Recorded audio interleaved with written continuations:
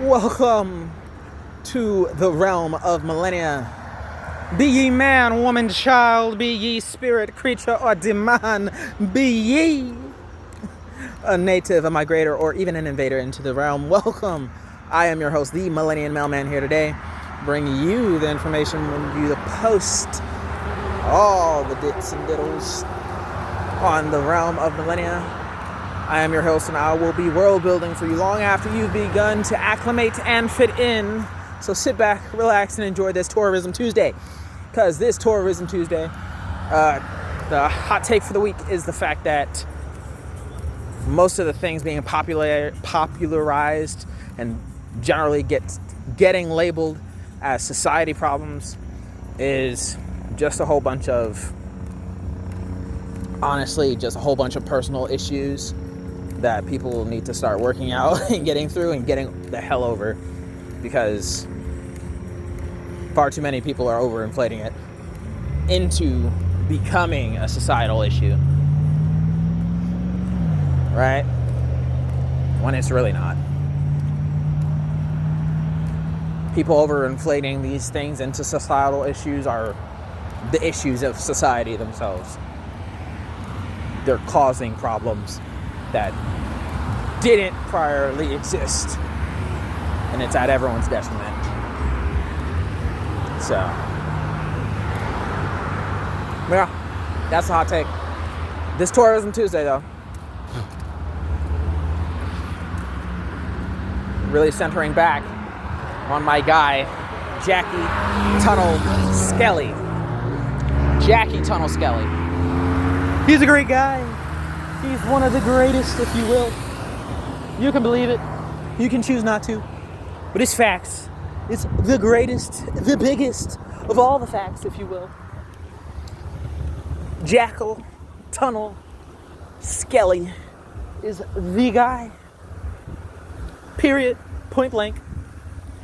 But yes, he's a really rather depressive character. A lot of them are. I'm going to be honest with you. A lot of them are in book number 1. And it should be a few lesser and lesser as you go through. But especially book number 1, there's more and more angst and depressive and emotionally jarring the character ideas. You can pretty much just imagine a lot of the characters in book number 1 as emo, if you will, right? But if you can get past it, to the plot, to the story, to the thick of it, I promise you, you will enjoy it for all the things it has to offer. I promise. But yes, society, problems, and stuff getting labeled with this label of society, fault, is really just a whole bunch of personal issues being overinflated, right? It's really tragic. But yes, all the books in this series of Millenia, in the realm of Millenia, is me doing a deep dive into characters, into people. And because of how well I have my guideline and follow through with writing each of the characters, some people might misinterpret it as me being well versed in how to properly display society as a whole, when that's not at all what I'm doing. That could possibly be like a side effect of me doing what I'm doing, which is getting into that good deep dive of each and every character personally and how they personally view the environment around them. But at no point am I really describing the society in particular as a whole. It's because the society as a whole is something each and every person in the book and in the audience has to define quite literally themselves, right?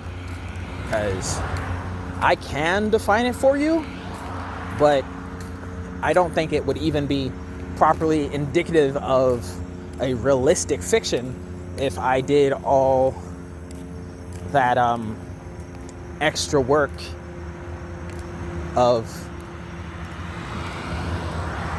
chiseling the finer details and leaving nothing to the imagination for you. I would really think it's a disservice to the creation of the novel if I had acted in a way that force-fed my oh so generously loving audience that dared pick up the book and read its pages. It would be one of the worst disservices I feel I could possibly do. And I would utterly hate that.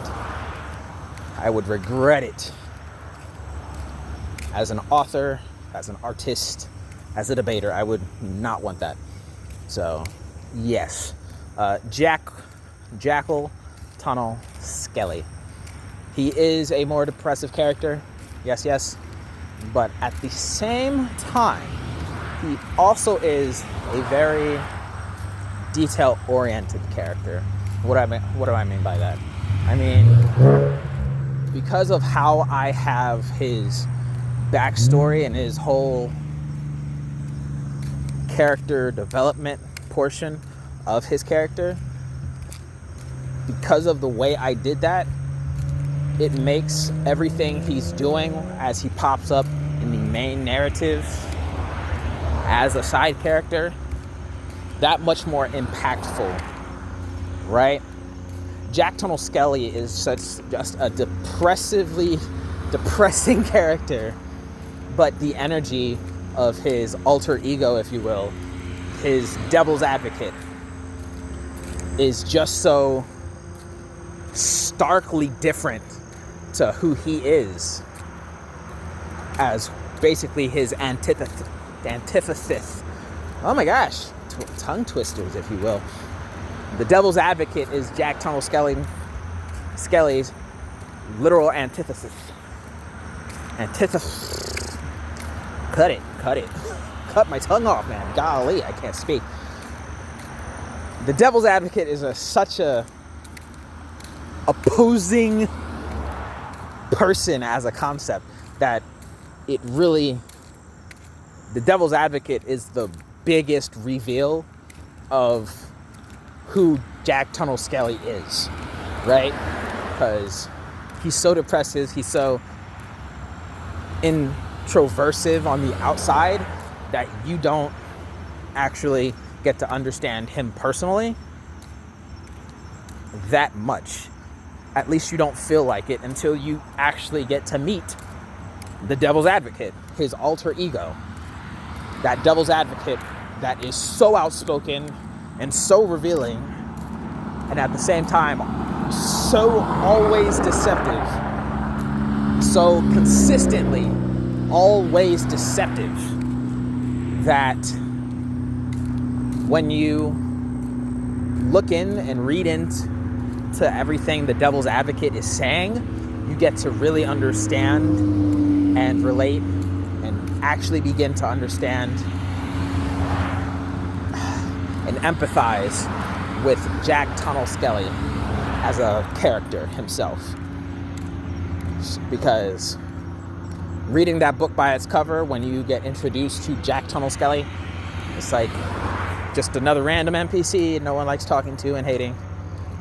And then when you meet the devil's advocate side of him, that Hulk to Bruce Banner, that Jekyll to Mr. Hyde, when you finally meet devil's advocate and he reveals everything that Jack Tonell Skelly isn't, you really get to, like, oh my God, I understand. 50%, opposites are attracting. They are one and the same, but they are so different. It's mind-bogglingly insane and awesome how complex the character is. At least that was the goal. You, as the audience, do have the loving privilege of feeling differently than the person who designed and made the character, myself, the author. But That was the intention behind the character of Jackal, Tonell, Skelly. Right? So, as I walk through the deepest, darkest roads here on my lovely night walk, I do genuinely hope that you had liked or agreed with anything I had to say. I hope you don't like a single thing, as in literally press the like button. I hope you don't press the like button. You just view and take in what you got to hear during my video. I hope you do put a comment down in the comment section down below, as opposed to putting a like on the video, so I can garnish more of your own thoughts as my audience. And share if you care to share. And oh my gosh, car's coming at me. Share if you care to share. And if you don't care to share, go ahead and subscribe if you actually want me to go about getting my book done and published. Other than that, have a good one. Hope you enjoyed. Peace!